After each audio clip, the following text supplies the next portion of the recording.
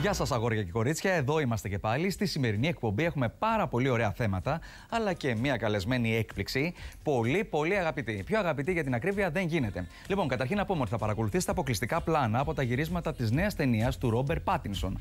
Ακόμα το MTV βρέθηκε στα παρασκήνια του Beastly, της νέας ταινίας που σπάει τα μία στην Αμερική, ενώ είδαμε από κοντά τον Owen Wilson να δανείσει τη φωνή του στο πολυαναμενόμενο animation Cars νούμερο 2. Τέλος, για τους απανταχού φανς του Grey's Anatomy, συνάντησα πριν από λίγες ημέρες στο Μοντε Κάρλο τον Dr. Jackson, κατά κόσμο Jesse Williams, που είναι ο πιο hot χειρουργός της αμερικανικής τηλεόρασης και μου ομολόγησε πως οι θαυμάστριές του ζητούν απεγνωσμένα το φιλί της ζωής. Το φιλί της ζωής όμως θέλω κι εγώ από την πλέον αγαπημένη Ελληνίδα τραγουδίστρια που μιλάει όμως άπτε στα αγγλικά, τη μοναδική Καλομήρα. Καλομήρα, come here baby. Hi George. How are you? Good. Τι κάνεις? Τι συνέντευξη μου έχεις κάνει, είσαι καταπληκτικός. Η δικιά σου όμως θα συζητηθεί περισσότερο από όλες. Συμφωνώ. Τι γίνεται? Τίποτα, πολύ ωραία. Η Καλομήρα έτσι μας χαροποιεί πολύ σε μια πολύ γκρίζα εποχή για την Ελλάδα. Είναι μια νότα αισιοδοξίας πάντα. Μου αρέσει όταν μπαίνεις στο σοβαρό σου ύφος. Ναι, και εγώ μου αρέσει όταν λέμε και τα σοβαρά, ξέρεις. Όταν λέμε τα σοβαρά, αλλά με σένα δεν μπορούμε να πούμε πολλά σοβαρά, γιατί είσαι τόσο χαρούμενο παιδί που μας κάνεις και χαμογελάμε πολύ εύκολα. Ευχαριστώ πολύ. Από πού αντλείς αυτή τη χαρά? Από μικρή πάντα διάβαζα θετικά βιβλία. Ναι. Και ξέρεις τι, όσο πάει η ζωή, είναι τόσο μικρή, γκρίνιες και αυτά. Πώς το φιλοσόφησες εσύ από πολύ μικρή αυτό? Είχαμε φωνές στο σπίτι μου πολύ και πάντα δεν μου άρεσε αυτό. Τσακωμούς? Τσακωμούς. Για ποιο λόγο, για απλούς λόγους? Για πολλούς λόγους. Ναι. Και δεν μου άρεσε ποτέ αυτό. Και έτσι αποφάσισα από μικρή ότι θέλω να διαλέξω πώς θα ζω τη ζωή μου και θέλω να έχω χαρές. Ξέρω όλα δεν είναι λουλούδια και πεταλούδα, αλλά ξέρεις τι, θα μπορούσε να ήταν χειρότερο. Ναι, η χαρά φέρνει χαρά. Έτσι δεν είναι? Ναι. Πρέπει να το πεις και στους πολιτικούς μας αυτό που μας παιδεύουν όμως. Ξέρω, έτσι όπως τα έχουν κάνει.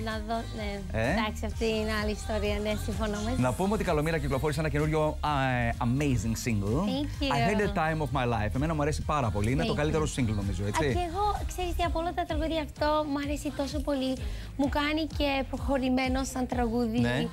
Και το αγαπάω πολύ. Και όχι μόνο αυτό, αλλά το ρυθμό είναι ωραίο και τα λόγια σου λέει κάτι. Σου λέει κάτι, τι σου λέει δηλαδή, για πες μας τι λέει. Λέει ότι this is the time my life σου δίνει δύναμη να προχωρήσεις σε αυτό το στόχο που θέλεις. Και ότι τώρα είναι η στιγμή που θα το κάνεις. Εσύ τι θέλεις να κάνεις τώρα, ποιος είναι ο στόχος σου? Έχω πολλούς στόχους. Συνήθως δεν τα λέω γιατί είμαι. Προληπτική. Ναι, δεν τα λέω, τα γράφω και τα κρατάω για μένα. Και όταν θα γίνω, θα πω αυτό ήταν ο στόχος μου.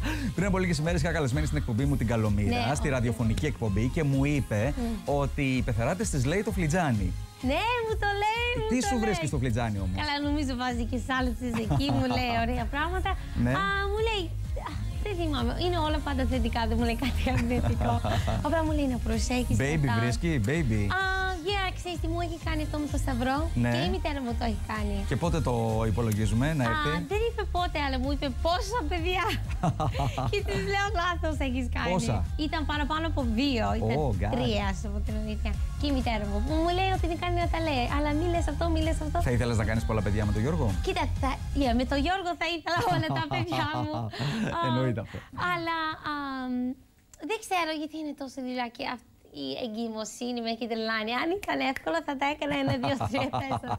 Παραπάνω από 2 μου φαίνεται δύσκολο, αλλά θέλω, λατρεύω τα παιδιά. Πότε τα υπολογίζεις όμως, είσαι 26? Είμαι 26, ναι. Και πότε υπολογίζεις να τα κάνεις, στα 30 ας πούμε, στα 28? Για 28 κάπου εκεί. Κάπου εκεί. Θέλω να κάνω και πράγματα με το τραγούδι που και όταν έχεις παιδιά μπορείς, αλλά μετά θέλει διάστημα, ξέρεις, να είσαι με το παιδί.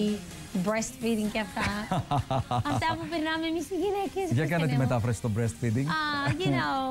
Το στήθος που πίνουν γάλα. Άρα, να πιούνε. Είσαι απίθανη, είσαι απίθανη. Θέλω να μου πεις, τι ήταν αυτό που σε έκανε να ερωτευτείς τον Γιώργο με την πρώτη ματιά? Κοίτα, από μικρή τον είχα αγαπήσει. Μόλις τον είδα. Από πόσο μικρή? Ήμουνα 12. 6. Ναι, τον ξέρω πολλά χρόνια. Από τον νηπιαγωγείο? Ναι, γιατί ο πατέρας και ο πατέρας μου είναι από το ίδιο χωριό. Ναι. Και τα καλοκαίρια πηγαίναμε στα νιάτα. Γιατί από εκεί, Σπάρτη. Στην Ελλάδα. Ναι. Και έτσι πως τον είδα μικρός, δεν ξέρω, έλεγα αυτόν θα παντρευτώ. Αλλά εντάξει, ήταν πολύ περίεργο όλο αυτό. Ήξερα θα τον παντρευτώ, ήταν πολύ περίεργο. Και δεν είχαμε κάνει τίποτα, ξέρεις, μόνο κρατάγαμε χέρια και αυτά. Και σε ποια ηλικία τα φτιάξατε, ας πούμε? 18 χρονών είχα το πρώτο μου φίλι με τον Γιώργο. Και το πρώτο μου φουλί γενικά. Και σοβαρά να τα φτιάξουμε πριν από 4 χρόνια, 4-5, ούτε ξέρω, 5. Πριν την Eurovision. Οπότε το ένστικτό σου βγήκε πραγματικό, έτσι. Ναι, ξέρεις τι, τόσο πολύ το ένστικτο. Και το λέω πάντα στον κόσμο, να μάθεις να ακούς το ένστικτό σου. Εκεί που πρέπει και εκεί που λέει όχι, να μην το κάνεις αυτό. Θα μου το αναλύσεις όλο αυτό. Αμέσως μετά, αφού δούμε, γιατί θέλω να μου πεις πρώτα, καταρχήν πηγαίνετε σινεμά με τον Γιώργο. Ναι, συνέχεια.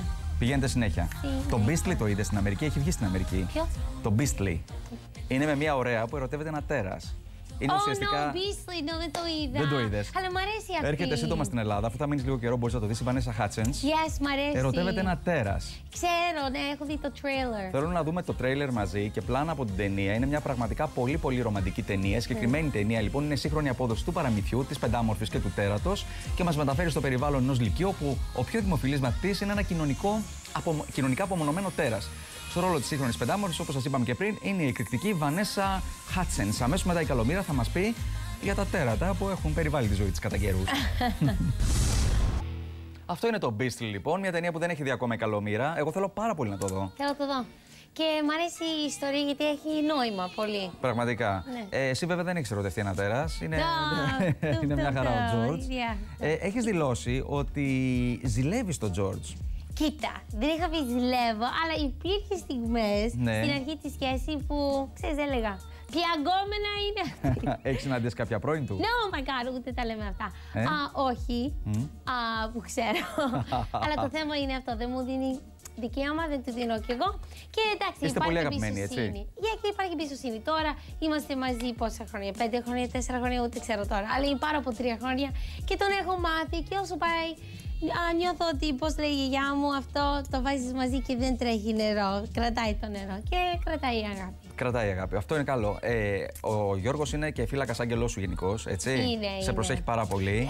Σε βοηθάει στη δουλειά όταν είσαι στην Ελλάδα. Ναι, πολύ. Πριν από χρόνια είπες κάποια πράγματα έξω από τα δόντια και έφυγες από τη χώρα γιατί δεν άντεχες άλλο μια κατάσταση η οποία σε πίεζε πολύ. Τι ήταν αυτό που σε είχε αποτρελάνει? Κοίτα, ήταν πολλά και νομίζω μετά είσαι μέχρι εδώ και γίνεται κάτι και λες δεν πάει στο να μην το πω και τα πετάς όλα. Ήτανε μεγάλη πίεση επειδή είχες μεγάλη ζήτηση?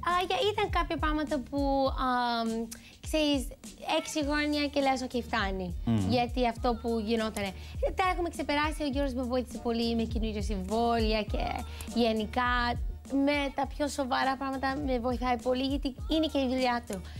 Και τώρα έρχομαι στην Ελλάδα και είναι αλλιώς γιατί. Πιστεύεις ότι τότε έπρεπε να πεις κάποια πράγματα έξω από τα δόντια, ότι με ενοχλεί αυτό, με ενοχλεί το να με χρησιμοποιείτε πολύ, να δουλεύω πάρα πολύ για να αλλάξουν οι καταστάσεις? Και να το έλεγα, νομίζω εκείνη το περίοδο δεν θα αλλάξανε και νομίζω το κατάλαβα μέσα μου και για μένα ήταν το σωστό πράγμα για μένα. Ναι. Να κρατήσω την ισορροπία μου, να μην τα χάσω το μυαλό μου και να μην αρρωστήσω. Ναι. Και τι έκανες, έφυγες, έτσι? Έφυγα, και μετά γύρισα και όταν ήξερα ότι θα κάνουμε σοβαρή συζήτηση, αλλάξουμε κάποια συμβόλαια και μετά όλα ωραία. Να σου πω, πιστεύεις ότι σε αυτή τη χώρα πρέπει να είσαι, εδώ στην Ελλάδα, πρέπει να είσαι πολύ δυναμικός και πολύ tough έτσι, για να πετύχεις? Στο showbiz γενικά, αλλά ειδικά και στην Ελλάδα, θέλει παραπάνω. Είναι μεγάλη σχολείο για μένα όλο αυτό. Ναι. Αλλά γενικά και το showbiz που τα ξέρεις και εσύ πολύ καλά που είσαι πολλά χρόνια, θέλει να. Όταν κάνεις τις δουλειές και κάνεις συζητήσεις να είσαι, όχι καλός, πρέπει να είσαι τίγκρι, να τους φας όλους αν μπορείς, γιατί μόνο έτσι μπορείς να, γιατί θέλεις να κάνεις μια δουλειά και θέλεις να την κάνεις σωστή και μόνο λίγο. Μόνο έτσι μπορείς να κρατήσεις την ισορροπία. Χρειάζεται λίγο δύναμη. Και την προσωπικότητά σου να την περιφράξεις, έτσι. Ναι, ναι.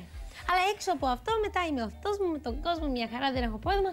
Αλλά όταν είσαι σε κλειστές πόρτες και κάνεις συζητήσεις να βγει αυτό που θέλεις, θέλει λίγο. Υπάρχει μια φήμη που βγήκε μόλις χθες και λέει ότι θα παρουσιάσει το X Factor Junior. Is that true, baby? Δεν είχα μιλήσει κάτι, μια συζήτηση, αλλά δεν είχαμε πει τι εκπομπή. Απλά λέγανε, θα σε ενδιαφέρε και δεν ξέρω, μου ακούγεται πολύ ωραία. Έχεις μια σχέση έτσι με τον Αντένα αρκετά έντονη? Ναι, πολύ καλή. Επειδή προέκυψες από το παιχνίδι. Ναι, και ξέρεις τι, επειδή τους έκανες βέβαια και τη μεταγραφή στον Α, αλλά με τον αντένα κρατάει πιο πολύ. Ήταν φιλικό και αυτό. Και με τον άλλο. Α σου πω την αλήθεια, δόξα τω Θεώ, με όλες τις παρολιές, μια χαρά. Και με το Μεγέξ δουλεύει. Με τον αντένα νιώθω λίγο πιο κοντά τους λόγω ότι είμαι υπογραφημένη εκεί, ξέρεις τη heavy music. Και εκεί ξεκίνησα και ξέρω την παραγωγή και όλοι τους πολύ καλά. Οπότε υπάρχει περίπτωση να παρουσιάσει αυτό το παιχνίδι του X Factor για παιδιά. Θα δούμε. Δεν μου έχουν κάνει κανονική πρόταση, αλλά. Οπότε θα σε έχουμε για κανένα εξάμηνο εδώ. Έτσι όπως πάει. Ξέρεις τι, με τα ταξίδια. Και εσύ πηγαίνω έρχεσαι. Ναι. Και έτσι θα κάνω, θα πηγαίνω έρχομαι. Ωραία, θα πηγαίνω έρχεσαι. Είσαι ένα άτομο, είσαι ένα κορίτσι που έχει έντονη παιδικότητα. Θέλω να μου πεις αν βλέπεις animation, αν βλέπεις καρτούν. Yes. I love cartoons και νομίζω κάνει καλό για την ψυχολογία να βλέπεις καρτούν. Γιατί σου θυμίζει τα απλότητα και να χαμογελάς και. Είδες κάποιο τελευταίο που σου άρεσε? Ναι, είδα το Rio. Που ήταν cute. Καταπληκτικό. Καταπληκτικό, right? Ποιο άλλο είδαμε? Βλέπω με τον George, δεν θυμάμαι τώρα. Το Cars που είδα πριν, είχα δει το πρώτο. Είχες δει το πρώτο. Θέλεις να πάρεις μια γεύση από το δεύτερο? Θέλω. Να την πάρουμε μαζί λοιπόν. Έρχεται το Cars, 5 χρόνια μετά το πρώτο. Η τρισδιάστατη συνέχεια μας μεταφέρει και πάλι σε έναν απολαυστικό κόσμο ανθρωπόμορφων αυτοκινήτων, αυτοκίνητα δηλαδή με φατσούλες. Τα 10 κορυφαία αγωνιστικά αυτοκίνητα λοιπόν του κόσμου εδώ, αλλά και πολλοί νέοι υπέροχοι ξεχαρτιστικοί χαρακτήρες πρωταγωνιστούν σε μια κωμική περιπέτεια γεμάτη επικίνδυνες παρακάμψεις και απρόσμενες λακκούβες που προκαλούν πολύ γέλιο. Εδώ είμαστε λοιπόν, αυτό είναι το Cars. Αμέσως μετά το μικρό διαφημιστικό διάλειμμα, η Καλομήρα θα μας πει: έχει συμπαρουσιάσει τον πρωινό καφέ παλιότερα. Ναι, έχεις ναι. τραγουδήσει σε μπουζούκια, έχεις παρουσιάσει σοου με παιχνίδια στην Ιαπωνία, έχεις κάνει τα πάντα. Θέλω να μου πεις ποιο ήταν το δυσκολότερο που έχεις κάνει και δεν θα ξανά κάνεις ποτέ. Okay, έτσι, think about και τα λέμε αμέσως μετά το μικρό διαφημιστικό διάλειμμα. Εδώ στο MTV πάντα.